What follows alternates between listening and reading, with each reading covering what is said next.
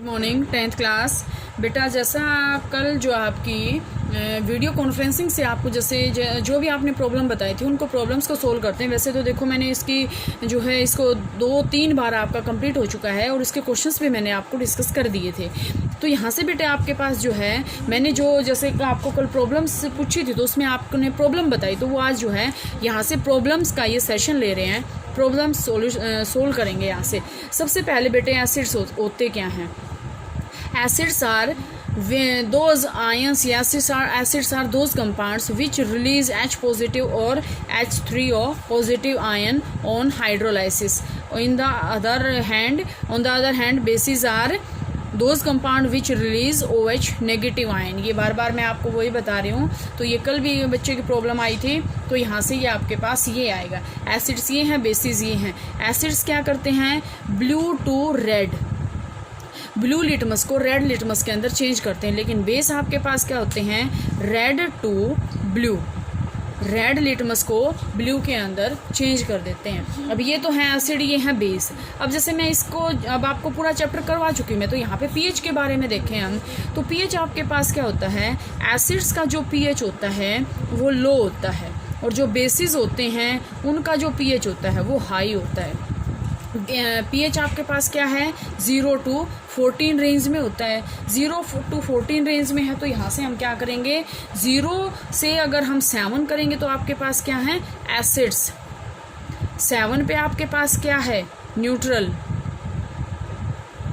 ठीक है। और 7 to 14 अगर हम करेंगे तो ये आपके पास क्या आएंगे? बेस, एसिड और बेस। यहाँ से आपके पास ये आ जाएंगे acid, basis and salt.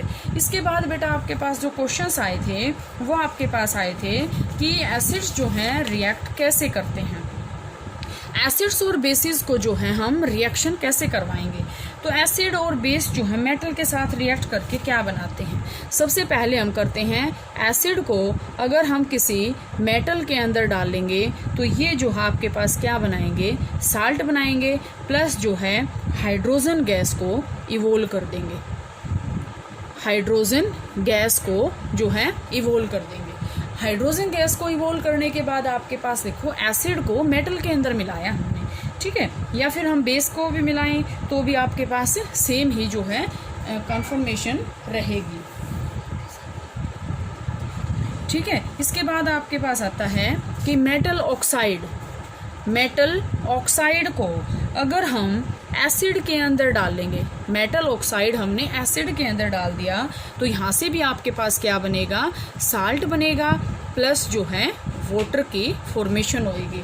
Salt plus water की जो है फॉर्मेशन होएगी, ठीक है। ये बार बार मैं आपको बता रही हूँ। इसके बाद आपके पास आता है कि जो एसिड्स और बेसिस होते हैं इनके बीच में कॉमन क्या होता है? कॉमन क्या है? एसिड्स और बेसिस के बीच में कॉमन क्या है?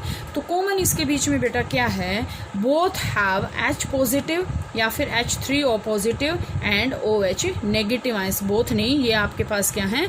एसिड्स हैं और ये आपके पास बेस हैं, ठीक है।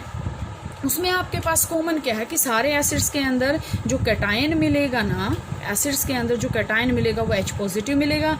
बेसिस के अंदर जो एनायन मिलेगा वो आपको OH नेगेटिव आयन मिलेगा, ठीक है।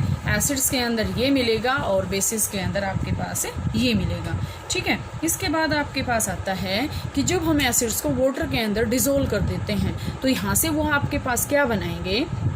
एसिड्स को वाटर के अंदर डिसोल्व करेंगे तो H3O पॉजिटिव जो है ये फॉर्म करते हैं, H3O पॉजिटिव।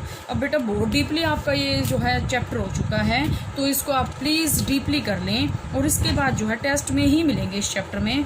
आगे इस चैप्टर को अब नहीं करेंगे फिर, ठीक है। प्रॉब्लम आती है तो देखो वो सोल्व करेंगे। H3O पॉजिटिव बता दिया मैंने। इसके बाद आपके पास आते हैं साल्ट्स।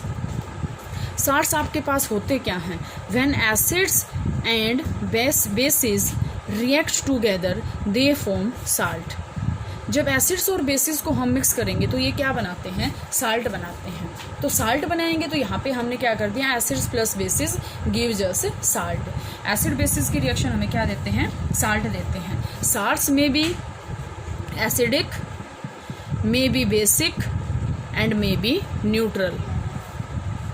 एसिडिक भी, बेसिक भी और न्यूट्रल भी, तीनों टाइप्स के जो हैं साल्ट आपके पास यहाँ से हो सकते हैं। ठीक है। इसके बाद बेटा जो क्वेश्चन आपके पास आया था, ये एक क्वेश्चन आया था कि are the crystals of salts really dry, क्या जो सारे के सारे साल्ट्स होते हैं, क्रिस्टल जो होते हैं साल्ट्स के, वो ड्राई होते हैं। जैसे हमने कोई भी यहाँ पे आपके पास क्रिस्टल्स ले लिए, जब हम इनको हीट करते हैं तो इस कंटेंट के ऊपर अगर हम एक फनल रख दें, जो है इन्वर्टेड फनल रख दें, तो उसके अंदर जो है यहाँ पे वाटर वेपर्स जो है जमा हो जाता है। तो इसका मतलब क्या है, salts crystals of salts are not dry, it means उनके अंदर क्या होता है, वाटर ऑफ क्रिस्टलाइजेशन होता है। फिर से हम उसके अंदर अगर इसको जब हमें हीट करेंगे तो ये जो है वाइट कलर के अंदर चेंज हो जाएंगे, वाइट कलर के अंदर जो है ये चेंज हो जाते हैं। ठीक है, कैसे, और इसमें आपके पास क्या आएगा, ड्राई है लेकिन वाटर ऑफ क्रिस्टलाइजेशन जो है इसके अंदर होता है, और ये कैसा हो जाता है, वाइट हो जाता है। इसके बाद आपके पास जो है बेटा नेक्स्ट आया था आपके पास कि एक पूछ रहे थे कि मैडम जिप्सम और पीओपी हमें समझ नहीं आया। तो देखो, जिप्सम का फॉर्मूला आपके पास होता है CaSO4.2H2, और ये बनता कैसे है, जब हम पीओपी के अंदर वाटर मिला देते हैं, पीओपी ले लिया, पीओपी जो सूखा पाउडर होता है उसके अंदर जब हमने वाटर मिला दिया तो आपके पास ये बन गया। अगर हम इसकी रिएक्शन देखते हैं, देखो CaSO4 half H2O plus 1.5 H2O gives you CaSO4.2H2O।